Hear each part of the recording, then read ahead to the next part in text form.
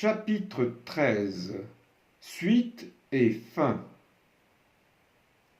Peu après, alors qu'il marche, suivi d'une foule pour regagner la maison qui l'accueille, deux aveugles le suivent et ils se mettent à crier : « Rends-nous vie, fils de David !» Mais comme Jésus entre dans cette maison, ils parviennent à rentrer avec lui. Aussi, il leur demande : « Avez-vous foi dans le fait que je puisse l'accomplir ? » ?»« Oui, Seigneur, répondent-ils.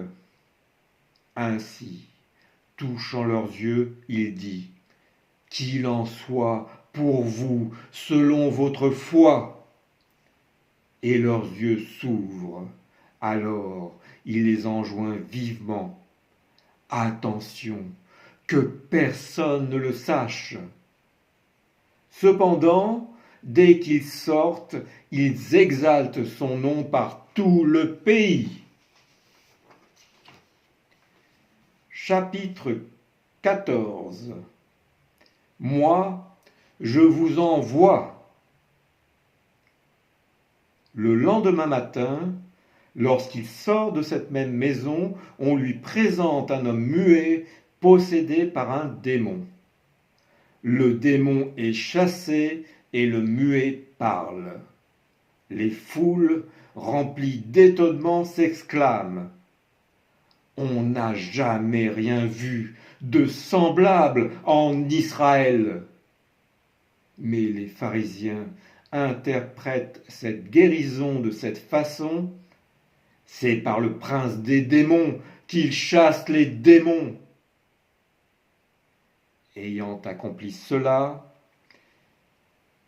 Jésus s'en va à nouveau pour parcourir toutes les villes et villages, enseignant dans les synagogues, proclamant le message du royaume, guérissant toute maladie et infirmité.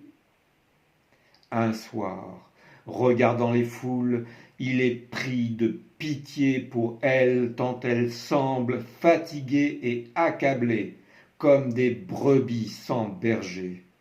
Alors, il déclare à ses disciples : « La moisson est abondante, mais rares sont les ouvriers.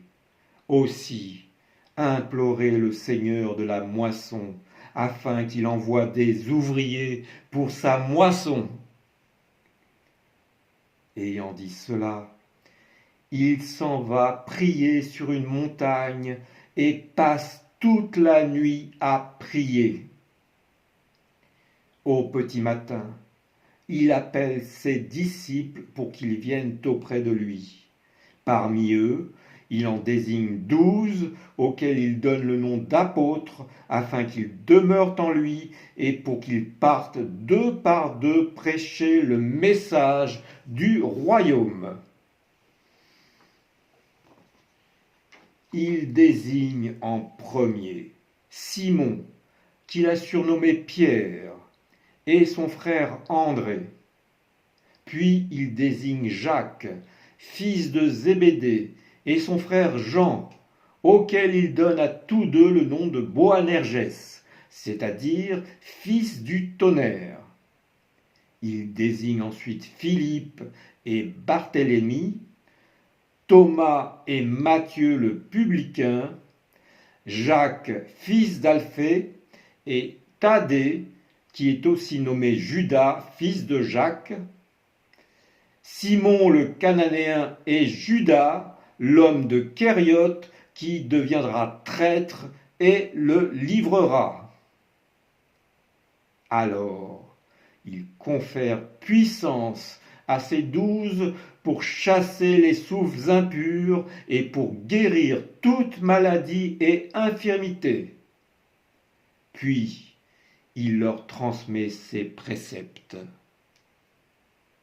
N'allez pas sur le chemin des idolâtres. N'entrez pas dans une ville de Samaritains, mais rendez-vous plutôt vers les brebis perdues de la maison d'Israël. N'emportez rien, pour le chemin, pas même de pain. Ne prenez qu'un seul bâton, n'emportez ni besace, ni sandales, ni tunique de rechange. Ne vous procurez ni or, ni argent, ni bronze dans vos ceintures, car l'ouvrier mérite sa nourriture. En chemin et dans les villes où ils vous accueilleront, proclamez: le royaume des cieux est auprès de vous. Guérissez les infirmes, réveillez les morts, purifiez les lépreux, chassez les démons. Vous avez reçu gratuitement, donnez gratuitement. En quelque ville ou village où vous entrerez, recherchez une personne digne et jusqu'à votre départ, demeurez chez elle. Quand vous entrerez dans une maison, faites vos salutations. Si la maison en est digne, que votre paix descende sur elle. Mais si elle n'en est pas digne, que votre paix revienne à vous. S'il ne vous accueille pas et n'écoute pas votre verbe, quittez cette maison ou cette ville et secouez la poussière de vos pieds en témoignage contre eux. Amen. Je vous le dis, au jour du jugement, la contrée de Sodome et Gomorrhe sera mieux traitée que cette ville. Voici, moi, je vous envoie comme des brebis au milieu des loups. Aussi, soyez sages comme des serpents et simples comme des colombes. Prenez garde aux hommes, parce qu'ils vous livreront à leurs tribunaux. Ils vous flagelleront dans leurs synagogues. À cause de moi, vous comparaîtrez devant des gouverneurs et des rois. Cela afin de porter témoignage pour eux-mêmes et pour les idolâtres. Quand ils vous livreront, ne vous inquiétez pas de savoir comment parler et que dire.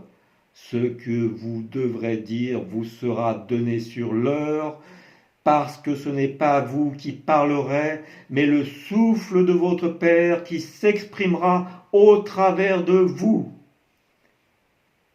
Le frère livrera son frère à la mort, le père son enfant. Les enfants se dresseront contre leurs parents et les feront mettre à mort. À cause de mon nom, tous vous haïront, mais qui persévérera jusqu'à la fin sera sauvé. Lorsqu'ils vous persécuteront dans une ville, fuyez dans une autre. Aucun disciple ne dépasse son maître, aucun serviteur son seigneur. Il suffit d'être au disciple comme son maître et au serviteur comme son seigneur. S'il traite le chef de la maison de Belzébuth, à plus forte raison ceux de sa maison. N'ayez pas peur d'eux, non.